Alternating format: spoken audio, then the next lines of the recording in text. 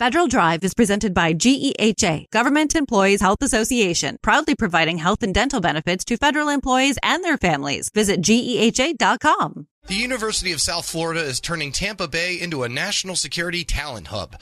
Through its Security Training Collaborative, students are gaining real-world experience with agencies like the CIA, FBI, and Secret Service, preparing for high-stakes roles in intelligence and defense. To explain how the program works and how it's reshaping the pipeline to Washington, Federal host Terry Gerton spoke to Managing Director of Security Management International, Luke Bensi. Tell me, what was the gap that USF was trying to fill when they started the Security Training Collaborative back in 2020? Sure. What they were essentially looking for is a pipeline to Washington, D.C. They had realized that the university had a fantastic strategic intelligence program. They had national security studies, international relations, and the fact that they were located right outside of MacDill Air Force Base. They wanted to get more students coming up to the Beltway areas is what they were looking for. So they were looking for a tool that could be an internship opportunity just to get some practical experience. So I had a good relationship with USF in the past. I had some good friends there. In fact, I launched my first book there with a USF grad, Bill Esposito, former deputy director of the FBI.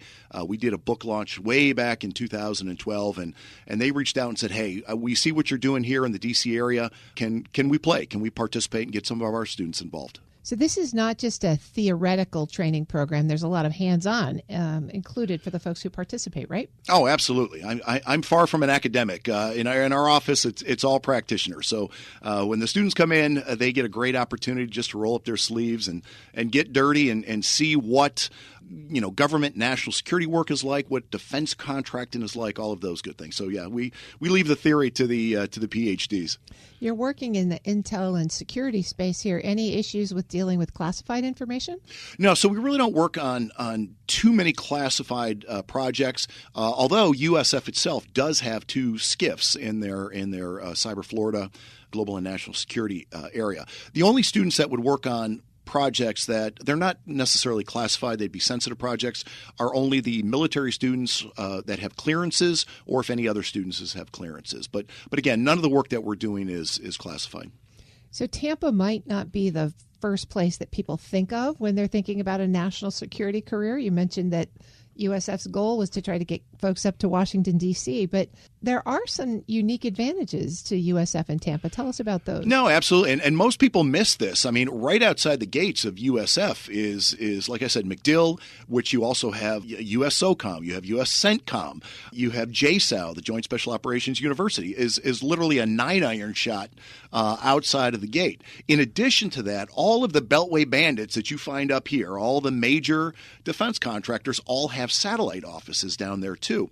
So a lot of people don't realize, unless they work in the government and they're pushing close to retirement age and they want to make their last posting or transition down to Florida, the opportunities that Tampa and USF actually they have for everyone. So tell us more about this particular program. What can students who enroll in it hope to accomplish? Yeah, so absolutely. All of the students, they have to be interviewed and brought on. They have to be recommended by one of their professors. Typically, the professors are the ones from the strategic intelligence departments or maybe criminology, international relations. They have to be recommended by a professor. They go through an interview phase. They have to do writing samples for us. And then when they do get accepted to come into the program, it's 16 weeks long. During that time, they would have to meet with us every week. We meet every week as a group. We do it in person. We try to get as many people in the office as possible. And during that time, what we'll do is we will bring in retired, let's say, generals or intel people or FBI agents to sort of tell them, hey, this is the progression of going from university to, let's say, graduate degree, and we have graduate students as well, into the field of national security and what you can expect, what the myths and realities are. So they'll get those, let's say, briefings. There's a mentor-protege program as well. If some of the speakers come in and let's say somebody is interested in Latin American intelligence. And one of the people that comes in was a former case officer for the CIA who worked in South America. They may mentor them, off on the side as a side project just to help them with advice and things like that. And then as far as project work goes, we have a lot of various clients from Fortune 500s to the government agencies to foreign governments that may have us do primarily due diligence, I would say, for the students, but we also do a lot of training, and we will allow the students to sit in on the training that even some of the government agencies will do. I'm speaking with Luke Bensey. He's the Managing Director for Security Management International. Well, you've had somewhere around 40, 50 folks complete this program. What sorts of opportunities have they gone on to? Yeah, so the students have gone on to government positions, whether that be in intel or law enforcement. They've come to the D.C. area. Some have gone to the defense contractors. In fact, I always like to say that our first two USF students who came on. One of them right now is the National Security Advisor to a congressman in Florida who sits on the HPSI, and the other one went to the State Department and is currently posted in Africa right now. So those were our first two USF students, and the other ones have gone on to some three-letter agencies and some other great places. And I do want to point out as well the 50, 60 students that have come through USF in the past few years. Prior to that, our company was based here in the D.C. area. So during that time, we probably put another, let's call it 80 to 100 students who primarily came from either George Washington at the Elliott School or at Georgetown, put them through the program as well. Back in the day, we like to say. And do the agencies or organizations come back and ask for more? That's always a good indicator of success. It really is. So the three-letter agencies, not so much. They kind of keep a lower profile, but certainly major law enforcement. So, for example, Florida Department of Law Enforcement. That's sort of our state FBI. Let's say we've sort of created a recruiting pipeline for them. They're very happy with the analysts that we've been providing them. So, at the state and local level, absolutely, they're there all the time. Government's a little trickier, but they're still recruiting, and we still have a really good success rate for the students that are applying to federal jobs. You've talked some about the technical skills that you're trying to embed in these students, but what about mindset? Working for the government can be a bit of a culture shift. Are there particular ways that you try to prepare them for that kind of work? No, absolutely. So with the obvious, every Friday we bring in an expert, and they give them the down and dirty reality of, hey, what it's really like. It's not, the intel community is not the movies. It's not Jason Bourne. It's not James Bond. Let me tell you what it's really like. Let me tell you what FBI is really like, the warts and all. But, so you get the real-time war stories from those folks. But what we also do is we are also able to bring students up to Washington, D.C. I'm here right now in D.C. To do one of our Carver training courses.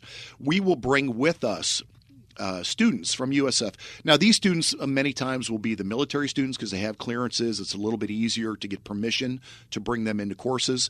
And they'll sit side by side with people, let's say, from the Secret Service or, DIA or one of these other organizations, Homeland Security. And they will be able to ask questions to some of the senior agents in the course. And again, just get their name in front of the right people sometimes. And so what do you think is next for this program? Do you see it expanding? Do you see it replicating? Well, absolutely. We see it expanding. The reason being that General Frank McKenzie, who was the former CENTCOM commander, in the last couple of years has come and joined us at the University of South Florida. He runs the Global and National Security Institute there, as well as Cyber Florida. And the general has said, yes, we want to continue this program. We've got more students that want to get involved. So, yeah, GNSI has been fantastic in supporting us, sending students our way. The university in general, President Law has been a big proponent of this. We only see this growing, and we hope that it can actually expand to other universities as well. And if folks are interested in finding out how to participate, either as a student or perhaps as a recipient of one of the graduates, where can they find out more? So they can go to the University of South Florida. We have it actually listed as Security Training Collaborative, STC. You can find it on the USF website. Point of contact for that is Jay Riley, JAY.Riley at usf.edu. He's the guy to talk to. again, we want good writers. Again, it's not just the James Bond stuff. We really are looking for talented writers, talented researchers out there, and people who really are committed to this line of work, strategic intelligence and global and national security. Luke Bensey is the Managing Director for Security Management International. We'll post this interview at federalnewsnetwork.com/Federal Drive. Listen to the Federal Drive on your schedule. Subscribe wherever you get your podcasts.